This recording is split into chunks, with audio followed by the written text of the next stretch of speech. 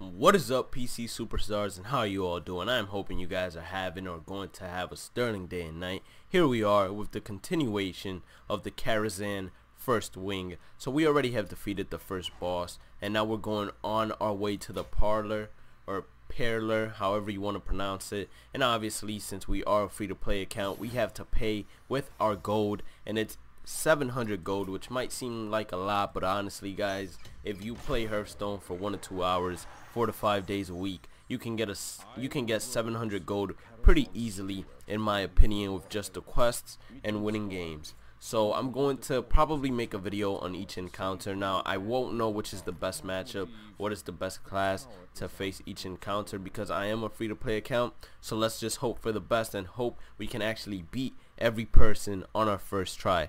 Now his hero power is summon a 1/1 pirate, so I'm going to assume that he revolves around pirates, and we're going to use our best deck at the moment, which I have not made a standard video on, which is the Cthulhu Paladin deck.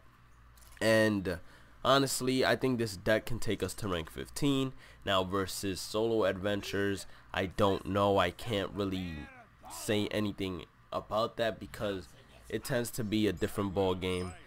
But I will say that this is the first adventure I buy with this new free-to-play account, and I think after I get all 4 wings, or however many wings there are in here, I'm going to go back and buy League of Explorers, because there are a bunch of valuable cards and legendaries in there.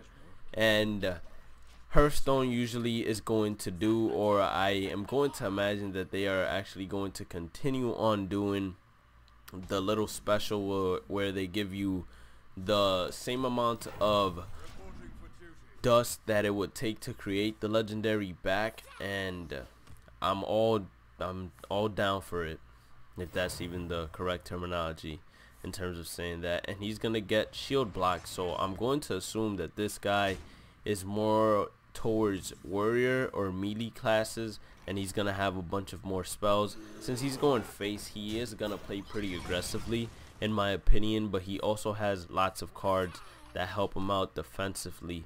And it's really interesting that his hero power is to summon out 1/1s. Now that makes me feel like he has maybe some spells that power them up, but we never know. We're just gonna continue trading before he pops a Blessings of Kings, and we're just like, what just happened? Because these solo adventurers, they tend to be pretty crazy, and as you guys can see right there, that's a 5/1, guys. I'm not kidding you, that's a 5/1 that basically is gonna be able to kill off well, we could use humility this turn. No, we actually can't. Well, we could have, but unfortunately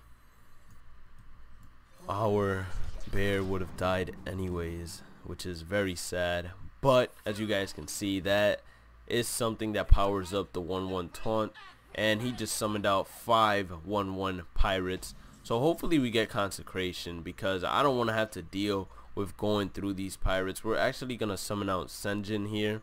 I want to summon out more minions just so I can begin to actually trade into these pirates and prevent him from actually developing an enormous board with them and then having something crazy like give all your pirates +2/+2 or anything of that sort. Because if he has something like that, guys, then we're in a lot of trouble now.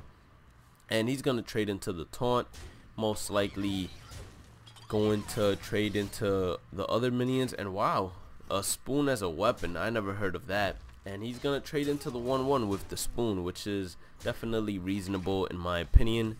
We're gonna continue to trade into these minions just so they don't get buffed up, and we're gonna try to summon out as many minions as possible. And basically we're just trying to gain board control, because in my opinion board control is gonna pretty much take this game over. So for anybody out there looking to face this wing, look at that, guys. As I was speaking, he did have something that gave the pirates like a boost of stats. For anybody that is going to play this encounter, I would say focus on getting AoE attacks that help you out greatly in terms of board control. I think now that we know what he's capable of and what he's gonna be doing, we're just gonna go aggressive towards face.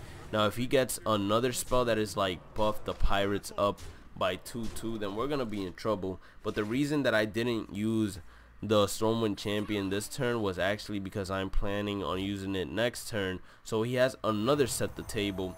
So this is basically 21 damage, actually 20 damage on the board, and he can pretty much clear everything, but he's deciding to play pretty aggressive and go face, which might end up costing him the game. I don't know yet.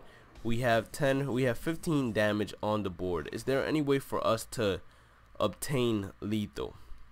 So if we drop Stormwind Champion, it is basically like us dropping a true silver champion, as we will only gain 4 attack. But I think we need to drop Stormwind Champion just to help us clear the board a little bit better without running into the fear of dying. So hopefully we have enough to clear the board and actually survive for another turn. So right now he has 9 damage on the board. If we use humility, he's only gonna have 8 damage, but if he has another set the table, we lose anyways. So I'm going to drop a River Crocolisk and just hope that he doesn't have it, because if he does, then we lose. So he's actually deciding to trade in, so that's good news right now, unless he has 4 damage and did it on purpose.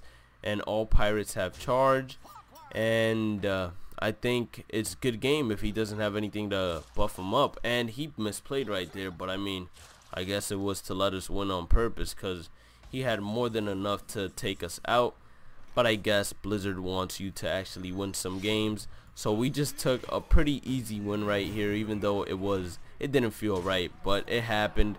And honestly guys, I think that the key to beating this matchup is basically roll in here with your mage or any class you have that you know has a bunch of AoE abilities, and when you roll in with that class, basically just try to get all the AoE possible, drop minions that do AoE damage as well, and you'll basically take an easy win through there. So for this matchup, I would say focus on AoE and focus on clearing the board. If you focus on that, easy victory. And let's head on to the next matchup. But if you guys enjoyed the little strategy tip right here, make sure you guys hit the video with a like. And if you haven't joined the PC Superstars already, make sure you guys do by hitting that subscribe button. And I want you all to have a great day and night. Stay positive, keep on grinding, and I'll catch you all in the next one. Peace out, PC Superstars.